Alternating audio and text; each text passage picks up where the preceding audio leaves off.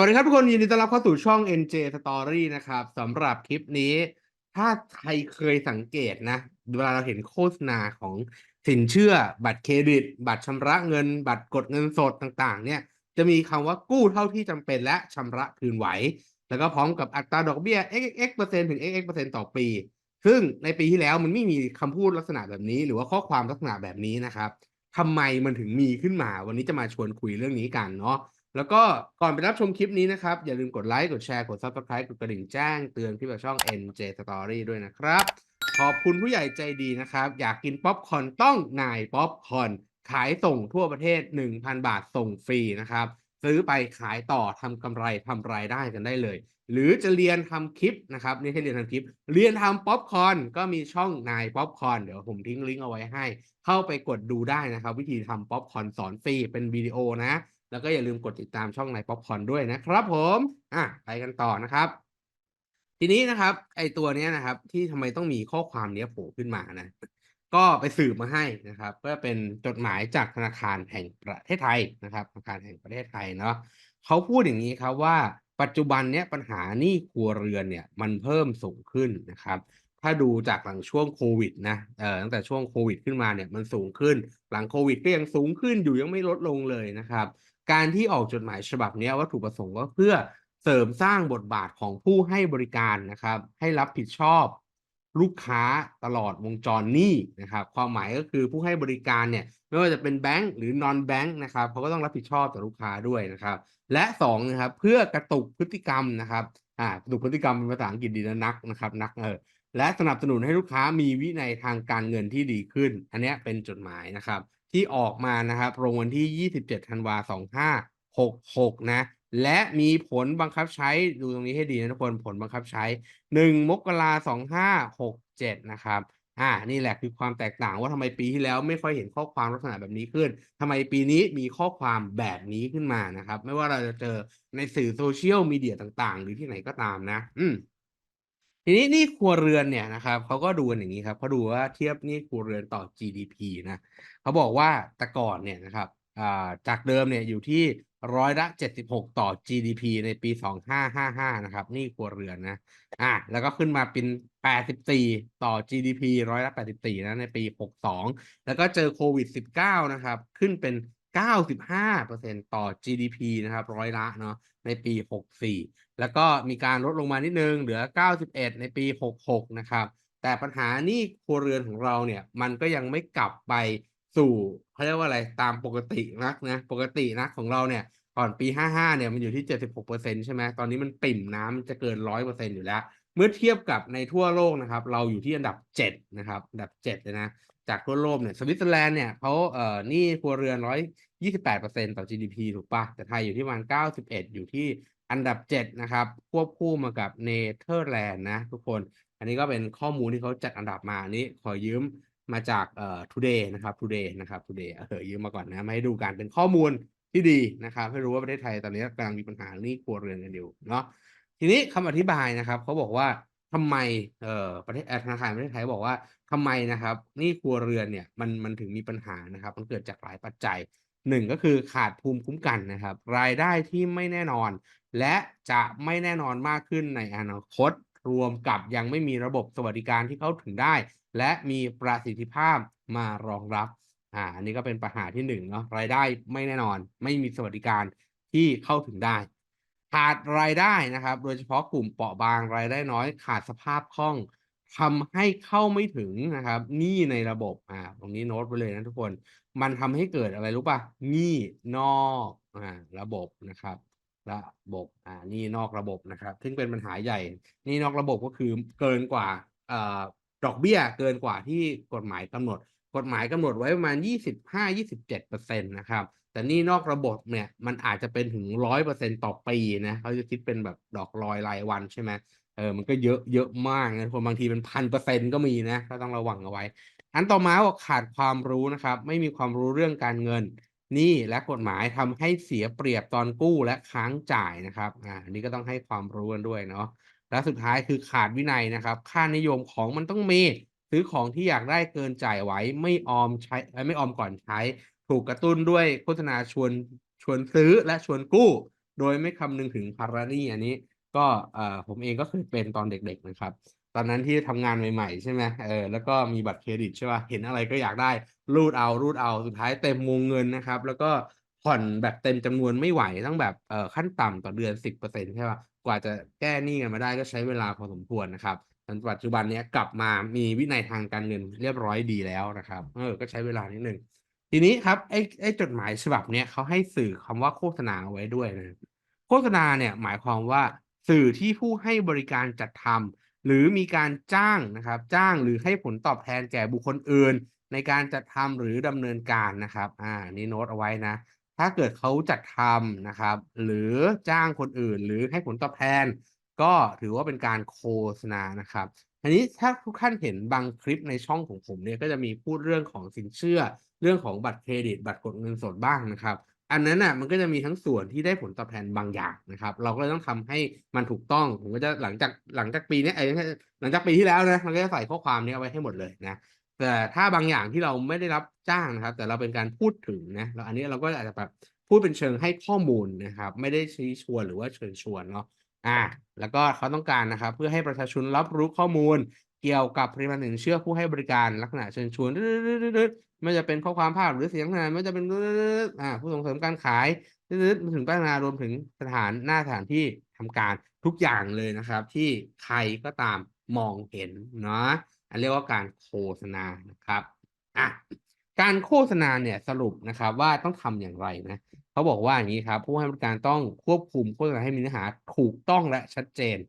คำว่าถูกต้องและชัดเจนก็คือต้องให้ข้อมูลที่ครบนะครับไม่ใช่แบบว่าผ่อน0%จบแล้วก็จบเท่านี้นะมันก็ทำให้คนเข้าใจว่าเกิดการผ่อน0%ถูกเปล่างั้นก็ต้องเขียนให้ชัดเจนว่าดอกเบี้ยที่แท้จริงต่อปีมันเท่าไรนะครับครบถ้วนและเปรียบเทียบเงื่อนไขอัตราดอกเบี้ยค่าธรรมเนียมต่างๆได้และไม่กระตุ้นให้ก่อหนี้นะครับเพื่อให้ลูกค้าได้รับความเข้าใจข้อมูล และจำเป็นจากโฆษณาเพียงพอต่อการตัดสินใจและมีวินัยทางการเงินนี่นะโฆษณาที่ต้องไม่กระตุ้นให้ก่อหนี้เพิ่มนะครับเกินควรเหมือนสมัยหนึ่งที่เราโฆษณาเครื่องดื่มแอลกอฮอล์ได้ถูกเปล่าคนก็จะชวนกินนู่นนี่นั่นเอานู่นผสมนี่นั่นอร่อยอะไรอย่างเงี้ยนะครับมันก็มีกฎหมายควบคุมโฆษณาเครื่องดื่มแอลกอฮอล์เพื่อไม่ให้เกิดการเชิญชวนกระตุ้นให้เกิดการอยากดื่มเครื่องดื่มแอลกอฮอล์คล้ายๆกันครับอันนี้ก็เป็นการไม่กระตุ้นนะควบคุมสื่อไม่กระตุ้นให้เกิดความอยากที่จะสร้างหนี้นะครับอีกอันหนึ่งข้อ5อันนี้ผมสนใจเพิ่มนะอาจจะไม่เกี่ยวข้องกับหัวข้อคลิปนี้เท่าไรนะครับก็คือต้องให้ข้อมูลสำคัญนะครับคำเตือนลูกค้ารวมถึงสร้างเครื่องมือนะตรงนี้สำคัญมากเลยสร้างเครื่องมือนะครับสนับสนุนนะครับการกระตุกพฤติกรรมลูกหนี้ไอ้คำเนี้ยแม่งเจ๋งมากนะคุณกระตุกพฤติกรรมลูกหนี้นะครับ จริงๆแล้วไอ้คำว่านักเนี่ยครับมันมีเป็นทฤษฎีทางเศรษฐศาสตร์แล้วก็ทางการตลาดนะครับอะไรก็ตามที่มีการปรับเปลี่ยนแล้วทำให้คนเนี่ยเปลี่ยนพฤติกรรมทั้งรู้ตัวและไม่รู้ตัวเนี่ยเป็นการกระตุกพฤติกรรมมันมีโรงงานหนึ่งผมจำได้ว่ามีห้องอาหารพนักงานนี่เล่าเสริมให้ฟังนะห้องอาหารพนักงานเนี่ยแล้วทางผู้บริหารโรงงานเนี้ยอยากจะให้พนักงานเนี่ยเลือกรับประทานอาหารที่มีคุณภาพและก็มี คุณประโยชน์ที่ดีกับร่างกายนะครับเขาก็เลยทำเป็นห้องอาหารนะเป็นสีๆนะมีสีแดงนะครับสีแดงคือไอ้ห้องอาหารเนี่ยมันก็จะมีร้านอาหารใช่ไหมจะว่ายังไงดีสมมุตินี่เป็นห้องอาหารแล้วกันนะครับแล้วก็มีร้านอาหารตึงร้าน2ร้าน3นะครับมีอยู่4ร้านแล้วกันอันนี้ก็เป็นโต๊ะนั่งกินใช่เปล่าร้านเนี้ยร้านแรกนะครับจะเป็นของทอดของมันเขาจะปูด้วยสีแดงสีแดงแบบนี้เลยนะครับ ส่วนถ้าร้านที่เป็นกลางๆนะครับก็จะมีสีเหลืองนะครับมีสีเหลืองเป็นร้านอาหารก็คือทาสีร้านนั้นให้เป็นสีนะครับแล้วก็ถ้าสมมุติร้านที่แบบว่าคลีนเป็นสีเขียวเป็นแบบไม่มีน้ำตาลอะไรอย่างเงี้ยเป็นสีเขียวเนี่ยเวลาพนักงานเดินเข้าไปเนี่ยถ้าสมมุติเขาเลือกเข้าไปสีแดงก็รู้แล้วสุขภาพไม่ดีถ้าเป็นสีเหลืองก็กลางๆหน่อยนะครับถ้าเป็นสีเขียวเนี่ยดีกับสุขภาพอันเนี้ยเป็นวิธีการกระตุกพฤติกรรมนะครับ ทีนี้ธนาคารแห่งประเทศไทยก็มีวิธีการกระตุกพฤติกรรมลูกหนี้ว่าทำยังไงให้มีวินัยทางการเงินที่ดีขึ้นนะครับแล้วก็จดหมายฉบับเนี้ยเริ่มต้นบังคับใช้วันที่1มกราคม2567นะครับลงประกาศเนี่ยวันที่21ธันวาลงนามเนาะก็เป็นข้อมูลให้ดูนะครับน่าสนใจชอบอันต่อมาการโฆษณานะครับอันที่1นะเวลาใครจะโฆษณาสินเชื่อเนี่ยก็ต้องบอกว่า ถูกต้องและชัดเจนนะครับเข้าใจง่ายไม่บิดเบือนหรือทำให้เข้าใจผิดในสาระสำคัญขนาดของตัวอักษรต้องสามารถมองเห็นได้ชัดและความเร็วในการออกเสียงต้องเท่ากับเนื้อหาอื่นที่เป็นเงื่อนไขสำคัญในโฆษณาพูดเร็วๆก็ไม่ได้นะสมมุติพูดเร็วๆว่าอัตราดอกเบี้ย25%อย่างเงี้ยไม่ได้นะครับก็พูดว่าอัตราดอกเบี้ย25%ต่อปีนะให้คนฟังแล้วเข้าใจนะครับตัวอย่างโฆษณาที่ไม่เป็นไปตามหลักเกณฑ์นี่ตัวอย่างนะแสดงเงื่อนไขสำคัญแต่ไม่ชัดตัวอักษรเล็กจนอ่านออกยากพูดเร็วจนรับสารไม่ได้นะครับให้ข้อมูลอัตราดอกเบี้ย 0.5% นาน50วันให้เท่านี้แต่ไม่แสดงเงื่อนไขว่าสำหรับยอดการใช้จ่ายครั้งแรกเท่านั้นครั้งที่2ปุ๊บเจาะจ่ายเต็มให้อัตราดอกเบี้ย 0% แต่ไม่แจ้งว่าต้องชำระเต็มจำนวนภายในวันที่ครบกำหนดเช่นบัตรเครดิตนะครับให้ 0% ก็จริงแต่ภายใน50วันถ้าจ่ายวันที่60วันที่วันที่51ขึ้นไปอย่างเงี้ยก็โดนอัตราดอกเบี้ย17%อะไรอย่างเงี้ยไม่บอกนะครับงั้นก็ต้องบอกให้ครบเนาะกำหนดว่าฟรีค่าธรรมเนียมรายปีแต่ไม่บอกว่าฟรีปีแรกพอปีต่อไปต้องทำยังไงต้องเสีย 2,000 หรือต้องมียอดใช้จ่าย 60,000 ขึ้นไป100,000ขึ้นไปถึงจะฟรีปีต่อไปอะไรอย่างเงี้ยไม่บอกก็ถือว่าไม่เป็นไปตามหลักเกณฑ์นะครับเนี่ยเขาบอกเลยว่าครบถ้วนนะครับดอกเบี้ยและค่าธรรมเนียมต่างๆนะอัตราดอกเบี้ยและสมมติฐานการคำนวณดอกเบี้ยต้องชัดเจนเพื่อลูกค้ามีข้อมูลครบถ้วนและสามารถใช้เปรียบเทียบกับผลิตภัณฑ์สินเชื่ออื่นได้แล้วก็อย่างน้อยต้องแสดงอัตราดอกเบี้ยที่แท้จริงต่อปีก็ถ้าเราเห็นนะไอ้ดอกเบี้ยตั้งแต่ XXX ถึง XXX เนี่ยเขาต้องเขียนเอาไว้นะครับให้เราเห็นชัดเจนที่สุดนะว่าเป็นอัตราดอกเบี้ยต่ำสุดและอัตราดอกเบี้ยสูงสุดไม่ใช่อัตราดอกเบี้ยพิเศษเพียงชั่วคราวเท่านั้นอืมน่าสนใจมาก ทั้งนี้การมีกรณีสินเชื่อที่มีกำหนดอัตราดอกเบี้ยลักษณะดังต่อไปนี้นะครับต้องให้ข้อมูลเพิ่มเติมเช่นดอกเบี้ยรอยตัวนะก็ต้องบอกว่าระบุอัตราดอกเบี้ยแบบเขาเรียกว่าอะไรนะคำเตือนเนี่ยประกอบคำเตือนอัตราดอกเบี้ยรอยตัวสามารถเปลี่ยนแปลงเพิ่มขึ้นหรือลดลงได้นะครับลักษณะเป็นขั้นบันไดนะครับก็ต้องแสดงช่วงอัตราดอกเบี้ยต่ำสุดสูงสุดที่ไม่ใช่อัตราดอกเบี้ยชั่วคราวเนาะแล้วก็อัตราดอกเบี้ยอ้างอิงแบบรอยตัว ในลักษณะขั้นบันไดก็ต้องแสดงข้อมูล1หรือ2นะครับให้ครบถ้วนตัวอย่างการให้ข้อมูลอัตราดอกเบี้ยเนี่ยที่เขาใส่ XXX ถึง XXX เนี่ย9.99%ถึง25%นะครับถ้าอิงแบบรอยตัวนะก็ต้องบอกว่าอัตราดอกเบี้ยอยู่ระหว่าง6ถึง10%แล้วก็ให้ดอกจันไว้ MRR วันที่เท่าไร7%นะทั้งนี้อัตราดอกเบี้ยรอยตัวสามารถเปลี่ยนแปลงได้นะครับหรือแบบขั้นบันไดก็ต้องให้ครบนะ11.1ถึง18%สามารถดูเพิ่มเติมได้ที่เว็บไซต์นี้ แล้วก็มีตัวอย่างการคำนวณนะครับยอดสินเชื่อเท่านี้อะไรอย่างเงี้ยก็ต้องให้ข้อมูลให้ครบถ้วนนะครับไม่ใช่แบบให้ข้อมูลแค่บางส่วนแล้วให้ลูกค้าเข้าใจไปเองเงี้ยก็ไม่ได้นะทุกคนอันนี้ก็เป็นตัวอย่างนะครับตัวอย่างนะที่เขาทำให้ดูนะครับอัตราดอกเบี้ยต่ำสุด1-2ปี9%นู่นนี่นั่นนะครับอายุจริงต่อสัญญา11% 18%อันนี้ก็มีตัวอย่างนะครับอ้างอิงนะในกรณีสินเชื่อบ้านที่มีอัตราดอกเบี้ยรอยตัวMRR เท่าไร1-6เดือนแรก3% 3% MRR -2 -1นะครับแล้วก็ตลอดอายุสัญญาเท่าไร5.9หรือ7.5ก็ต้องให้ข้อมูลให้ครบถ้วนนะครับถ้าจะเป็นอัตราดอกเบี้ยที่แต่ก่อนเราจะเห็นว่าผ่อนบ้าน3%แล้วก็จบไปอย่างเงี้ยไม่ได้นะครับก็ต้องเป็นผ่อนบ้าน3% 1-6เดือนแรกเดือนต่อไป MRR เท่าไรนะครับแล้วก็ตลอดอายุสัญญาเท่าไรอันเนี้ยก็ต้องเขียนให้ชัดเจนนะ ไม่ใช่แบบลอยๆมาแล้วก็ให้ไม่ครบก็พอเข้าไปทำเรื่องทำผ่อนอะไรเรียบร้อยแล้วมานั่งดูสัญญาอีกทีอ้าวพลาดเสียแล้วอย่างเงี้ยก็ไม่ได้ต้องให้ข้อมูลให้ครบถ้วนชัดเจนนะทุกคนการโฆษณาด้วยข้อมูลยอดผ่อนชำระเพื่อจูงใจลูกค้าผู้ให้บริการต้องแสดงสมมุติฐานให้ดูนะครับให้ครบถ้วนเพื่อให้ลูกค้าเข้าใจสาระสำคัญของผลิตภัณฑ์เช่นผ่อน10,000ละ10 บาทต่อวันอาสมมุติฐานข้างล่างอยู่นี่เลย 10,000 บาทอัตราดอกเบี้ย25%ต่อปีดอกเบี้ยทั้งสัญญา 7,200 บาทนะครับชำระค่างวด300บาทต่อเดือนนาน5ปีใช่เปล่ามันถึงจะเป็น10บาทต่อวันแต่นาน5ปีอะไรอย่างเงี้ยนะครับต้องเขียนให้ครบถ้วนนะโฆษณาไม่กระตุกให้ก่อหนี้เกินควรอันนี้ก็จะเป็นพวก wording ที่ใช้สมัยก่อนก็ดูตัวอย่างนี้เลยถ้อยคำที่ไม่เป็นตามหลักตามหลักเกณฑ์ของเขานะ ของมันต้องมีอยากได้ต้องได้อะไรอย่างเงี้ยเฮ้ยซื้อเลยช็อปเลยนะครับช็อปหนักแค่ไหนก็รวยเหมือนเดิมนะครับรสนิยมสูงทักมามีวงเงินเปิดอะไรอย่างเงี้ย ไม่ดูเครดิตก็กู้ได้นะครับอันนี้เขาบอกแล้วแสดงให้เห็นว่าอาจไม่ได้พิจารณาความสามารถในการชำระหนี้อันนี้สำคัญทุกคนเดี๋ยวนี้ชอบมีไม่เช็คบูโรนะครับไม่เช็คเครดิตบูโรใครๆก็กู้ได้ไอ้เนี้ยเห็นบ่อยมากนะครับเห็นบ่อยมากแล้วทำให้คนคิดว่าเฮ้ยไม่เช็คหรือเปล่าไปสมัครไปก่อนแล้วก็ให้ข้อมูลเข้าไปเขาก็เอาข้อมูลของเราไปทำการวิเคราะห์การตลาดเอาข้อมูลของเราไปใช้ทั้งที่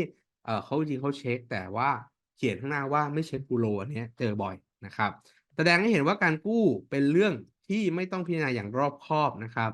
กู้ง่ายๆกู้ง่ายอนุมัติง่ายเนี่ยเจอบ่อยเหมือนกันอนุมัติง่ายนะครับเราก็ต้องให้ข้อมูลที่แท้จริงเขาไปนะครับแล้วก็ตัวอย่างโฆษณาที่มีภาพไม่เป็นไปตามเกณฑ์นะเช่นสนับสนุนให้การก่อนนี้นอนบนกองเงินนะครับเงินปลิวลอยจำนวนมากภาพเงินไม่สอดคล้องกับผลิตภัณฑ์สินเชื่อถุงสินค้าแบรนด์เนมจำนวนมากอะไรอย่างเงี้ยที่แบบทำให้คนรู้สึกเกิดความเขาเรียกว่าเกิดกิเลสนะครับแล้วทำให้โอ้โฮอยากได้เงินจังเลยอะไรอย่างเงี้ยก็ต้องระวังนะครับผมเองก็ต้องใช้ความระวังตรงเนี้ยให้มากขึ้นนะครับเพื่อให้ข้อมูลที่แท้จริงนะครับอืมคำเตือนนะครับอันนี้ก็เป็นตัวอย่างนะครับคำเตือนนะที่ต้องใช้นะก็คือ1กู้เท่าที่จำเป็นและชำระคืนไหวอันนี้ต้องใส่นะครับแล้วก็ถ้าสมมุติมีอัตราดอกเบี้ยนะครับก็ต้องเขียนไว้เลยว่านะครับบัตรเครดิตนะในส่วนของบัตรเครดิตนะกำหนด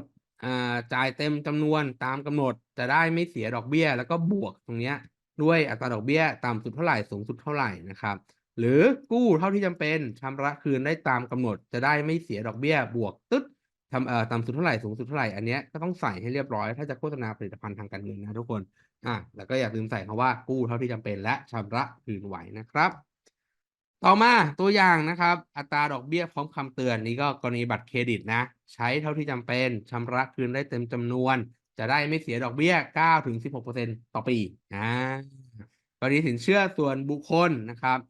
ผ่อนชำระดอกเบี้ย0%ของยอดที่จ่ายจนกว่าชำระคืนเสร็จสิ้นกู้เท่าที่จำเป็นนะครับแล้วก็ชำระได้ตามกำหนดจะได้ไม่เสียดอกเบี้ย12-25%ถูกเปล่าบัตรเครดิต16ใช่ไหมแล้วก็สินเชื่อส่วนบุคคลก็25%แต่ถ้าผ่อนตามงวดที่ตกลงไว้ก็เป็น0%ก็ได้นะครับเพียงแต่ว่าก็ต้องใส่ข้อมูลให้ครบถ้วนนะสื่อโฆษณาที่มีเล็กมากไม่สามารถจัดทำข้อมูลผลิตภัณฑ์ให้ชัดเจนครบถ้วนในสื่อโฆษณาชิ้นเดียวเช่นอาจมองเห็นตัวอักษรไม่ชัดนะครับสามารถแสดงข้อมูลตามหลักเกณฑ์ในเว็บไซต์หรือช่องทางอื่นให้ผู้บริการที่เชื่อมโยงสื่อขนาดเล็กดังกล่าวนะครับก็สามารถใส่ไปเพิ่มในเว็บอีกหน้าหนึ่งก็ได้เหมือนว่าถ้าหน้าเนี้ยเราใส่สื่อโฆษณา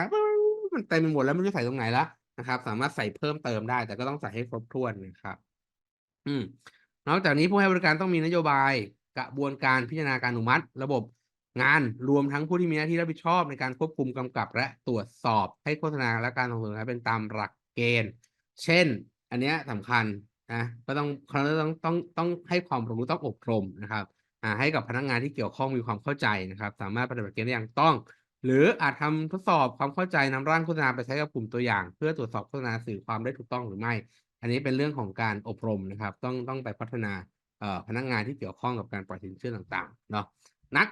ตัวนี้กระตุกนะครับเขากระตุกอะไรบ้างนะครับอันนี้เป็นเอกสารฉบับแนบที่5นะที่ผมชอบขึ้นมาเรื่องของการกระตุกพฤติกรรมนะครับ1นะการแจ้งเตือนลูกหนี้ในการชำระหนี้ต้องแจ้งเตือนนะ1ก็ต้องแจ้งเตือนนะครับเพื่อกระตุ้นนะครับกระตุกพฤติกรรมให้ลูกหนี้มีวินัยในการชำระหนี้สามารถวางแผนทางการเงินได้นะก็เช่นส่งข้อความผ่าน SMS นะครับ หรือว่าแอปพลิเคชันที่เขาโหลดไปแล้วนะครับก็ต้องมีแจ้งเตือนนะครับแจ้งเตือนลูกหนี้ก่อนถึงกำหนดชำระหนี้เช่นก็ต้องบอกเขาว่าเหลืออีกที่วันที่เท่าไรนะครับแล้วก็แจ้งเตือนลูกหนี้เมื่อลูกหนี้มีภาระค่างวดหรืออัตราดอกเบี้ยเพิ่มขึ้นอันนี้ผมเจอมาแล้วนะครับก็ตอนที่ผ่อนบ้านอยู่นี่แหละแล้วพอถึงครบ3ปีใช่ไหมเขาจะเปลี่ยนอัตราดอกเบี้ยส่งข้อความมาเลยทุกคนบอกว่าถ้าอัตราดอกเบี้ยขนาดนี้คุณจ่ายเท่านี้คุณจ่ายไม่ทัน30ปีแน่ขอให้จ่ายเพิ่ม เราก็รีบไปรีไฟแนนซ์เลยครับ